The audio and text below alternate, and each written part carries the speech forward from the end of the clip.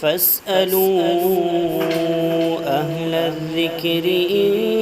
كنتم لا تعلمون۔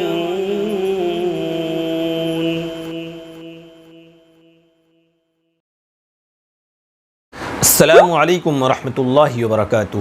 معزز خواتین و حضرات، امید ہے کہ آپ سب بخیر ہوں گے۔ جیسا کہ آپ جانتے ہیں کہ محرم الحرام کا مقدس مہینہ چل رہا ہے، جو کہ حرمت کے مہینوں میں سے ایک ہے۔ تو اس مبارک مہینے کے اندر لوگ یہ سوال کرتے ہیں کہ اس مہینے میں کب روزہ رکھا جاتا ہے اور کس دن روزہ رکھنا زیادہ فضیلت کی بات ہے۔ تو آج اس ویڈیو میں اسی پہ بات کریں گے۔ تو دوستوں، محرم الحرام میں کسی بھی دن روزہ رکھنا رمضان کے روزوں کے بعد سب سے افضل روزہ ہے، لیکن 9 اور 10 محرم یا 10 اور 11 محرم کو روزہ رکھنا اور بھی زیادہ فضیلت کی بات ہے، کیونکہ صحیح مسلم کی حدیث میں ہے افضل الصیام بعد رمضان شہر اللہ المحرم و افضل الصلاۃ بعد الفریضۃ صلاۃ اللیل، یعنی کہ رمضان کے روزوں کے بعد سب سے افضل روزے محرم الحرام کے روزے ہیں، اور فرض نمازوں کے بعد سب سے افضل نماز رات کی نماز یعنی کہ تہجد کی نماز ہے۔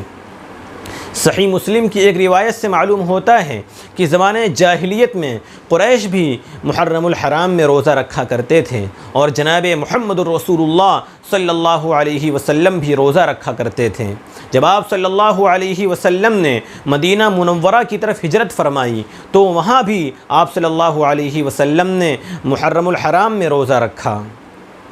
پھر جب رمضان کے روزوں کی فرضیت کا حکم نازل ہوا تو آپ صلی اللہ علیہ وسلم نے صحابہ کرام کو اختیار دے دیا کہ اب وہ چاہیں تو عاشورہ کا روزہ رکھیں اور چاہیں نہ رکھیں، کیونکہ پہلے آپ صلی اللہ علیہ وسلم خود ہی روزہ رکھتے تھے، لیکن ہجرت کے بعد آپ نے صحابہ کرام کو بھی حکم فرمایا تھا کہ تم بھی عاشورہ کا روزہ رکھو، لیکن رمضان کی فرضیت کے بعد آپ نے صحابہ کرام کو اختیار دے دیا۔ حضرت موسیٰ علیہ السلام بطور شکر الہی کے عاشورہ کا روزہ رکھا کرتے تھے، کیونکہ اللہ رب العزت نے حضرت موسیٰ علیہ السلام اور ان کی قوم کو اس دن نجات دی تھی، اور فرعون اور اس کی قوم کو غرق کر دیا تھا، ہلاک کر دیا تھا۔ تو شکرانے کے طور پہ حضرت موسیٰ علیہ السلام روزہ رکھا کرتے تھے، تو یہود بھی ان کے بعد روزہ رکھتے آ رہے تھے۔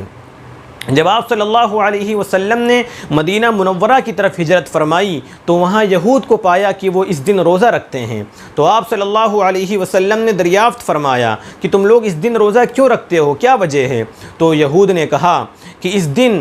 اللہ رب العزت نے حضرت موسیٰ علیہ السلام اور ان کی قوم کو نجات دی تھی اور فرعون کو غرق کر دیا تھا، تو ہم لوگ بھی اسی کی اتباع میں روزہ رکھتے آ رہے ہیں۔ تو آپ صلی اللہ علیہ وسلم نے فرمایا نحن احق بموسیٰ منکم، کہ ہم تم سے زیادہ موسیٰ علیہ السلام کے حقدار ہیں، یا یہ فرمایا نحن اولا بموسیٰ منکم، کہ ہم تم سے زیادہ موسیٰ علیہ السلام کے قریب ہیں۔ تو آپ صلی اللہ علیہ وسلم نے پھر عاشورہ کا روزہ رکھا اور صحابہ کرام کو بھی تاکید فرمائی روزہ رکھنے کی۔ حضرت ابن عباس رضی اللہ عنہما فرماتے ہیں کہ آپ صلی اللہ علیہ وسلم نے خود بھی عاشورہ کا روزہ رکھا اور صحابہ کرام کو بھی روزہ رکھنے کا حکم فرمایا۔ تو جب صحابہ کرام کو روزہ رکھنے کا حکم فرمایا تو صحابہ کرام نے آپ صلی اللہ علیہ وسلم سے عرض کیا، اے اللہ کے رسول صلی اللہ علیہ وسلم، اس دن تو یہود روزہ رکھتے ہیں، یعنی غالباً عرض کرنا یہ مقصود تھا کہ گویا اس دن روزہ رکھ کر ہم نے بھی اس دن کی تعظیم کی۔ تو آپ صلی اللہ علیہ وسلم نے فرمایا کہ اگر میں اگلے سال تک زندہ رہا تو اگلے سال ہم 2 روزہ رکھیں گے، یعنی 9 کا روزہ رکھیں گے اور 10 کا رکھیں گے، ساتھ 2 روزہ رکھیں گے، تاکہ ہماری یہودیوں کے ساتھ مشابہت نہ ہونے پائے۔ حضرت ابن عباس رضی اللہ عنہما فرماتے ہیں کہ اگلا سال آنے سے پہلے آپ صلی اللہ علیہ وسلم کا وصال ہو گیا اور آپ دنیا سے رخصت ہو گئے، تو آپ کو اس حکم پر عمل کرنے کی نوبت نہیں آئی، لیکن صحابہ کرام 2 روزہ رکھتے تھے آپ کے اس ارشاد کی وجہ سے کہ ہم اگر اگلے سال تک زندہ رہے تو 2 روزے رکھیں گے۔ تو صحابہ کرام نے 2 روزہ رکھے، یعنی 9 کا روزہ رکھا، 10 کا روزہ رکھا، یا 10 اور 11 کا روزہ رکھا، اور صرف ایک روزہ رکھنے کو خلاف اولا قرار دیا، یعنی کہ اگر صرف کوئی عاشورہ کا روزہ رکھتا ہے، 10 محرم کا روزہ رکھتا ہے، 9 اور 10 کا ملا کر نہیں رکھتا ہے، تو یہ رکھنے والا گنہگار تو نہیں ہوگا، لیکن یہ افضل بات نہیں ہے۔ افضل بات یہی ہے کہ وہ 2 روزہ رکھے، یا تو 9 10 کا رکھیں یا 10 اور 11 کا رکھے، کیونکہ آپ کی منشا یہی تھی، آپ کی چاہت یہی تھی کہ ہم 2 روزہ رکھیں گے۔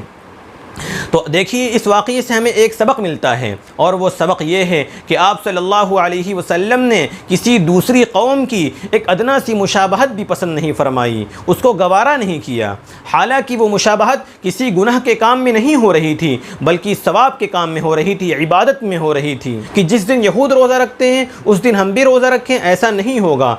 تاکہ ہم ایسا کوئی کام نہ کریں جس سے ہم یہودیوں کی طرح ہو جائیں۔ ہم کوئی ایسا کام کریں گے جس سے ہمارا ان سے امتیاز ہو، کیونکہ اسلام ایک ایسا دین ہے جو تمام دینوں پہ سب سے افضل اور سب سے اعلیٰ ہے، سب سے ممتاز ہے۔